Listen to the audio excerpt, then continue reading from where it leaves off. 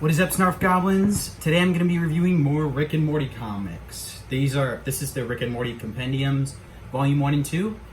And before I get into the content of these, let me just say, these covers make me cringe. I do not like these. But the content itself is not bad.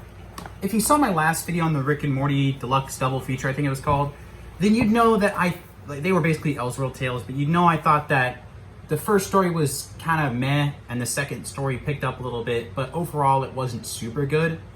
This, I feel like, is much more akin to stuff you'd actually see in Rick and Morty. This is more like how really episodic Rick and Morty used to be in the beginning. This is sort of like that. So not like in different universes Elseworld like the other Rick and Morty Deluxe Double Feature. This is like in the regular Rick and Morty universe. And they're just like episodic little tales. You're basically getting extra content like from like that you would get from the show, but like just more of it, more stories, and I really liked them. I thought they were funny, and I thought that they fit the show's writing style much more than the other one did. If you're looking for a more authentic like characterization of Rick than the Deluxe Double Features, I would definitely recommend picking these two up. Just pick up the first one, read it, see if you like it. Because if you're a Rick and Morty fan, you probably will like it if you read comics. Also, you get to read the Evil Jerry arc, so that's pretty sick. There are a couple things in this. I don't think that you should take anything that happens as canon here. I honestly, let me say, the Evil Jerry arc was actually one of my least favorites in this book, just because it didn't really feel like Rick had really... Okay, this is spoilers, but Rick loses to Evil Jerry. And it doesn't really feel like Jerry would have won that, and it doesn't really feel like Rick went all out while trying to defeat him. But my favorite story in these two was actually a Beth story. It was basically at the beginning of the story, she's leaving for work, and Jerry's asking her to pick up some detergent or something, and she's like, "Well, why can't you do it?" And he's like, "Well, I don't have any clean clothes." And she's like, "Why don't you do a load of laundry?" And he's like, "I'm asking you for detergent because we don't have any." He also asks her to pick up some marinara sauce or something.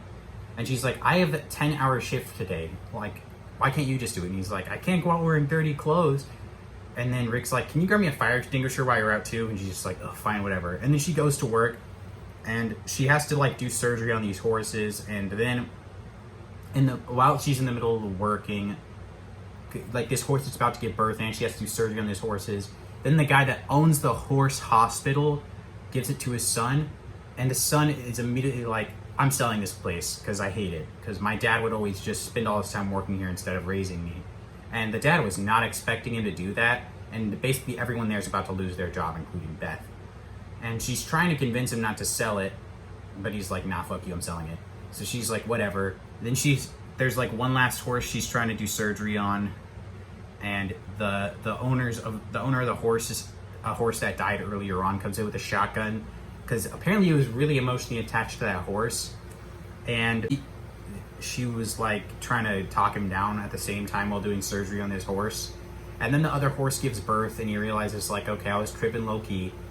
And then the guy that inherited the horse hospital is just like, she also like kind of talked him into keeping it. And then the cops show up out of nowhere, and they just shoot the guy to death. The guy that came in with the shotgun. And then when Beth gets home, she forgets the marinara sauce, and Jerry gets pissed at her. I'm just like, damn.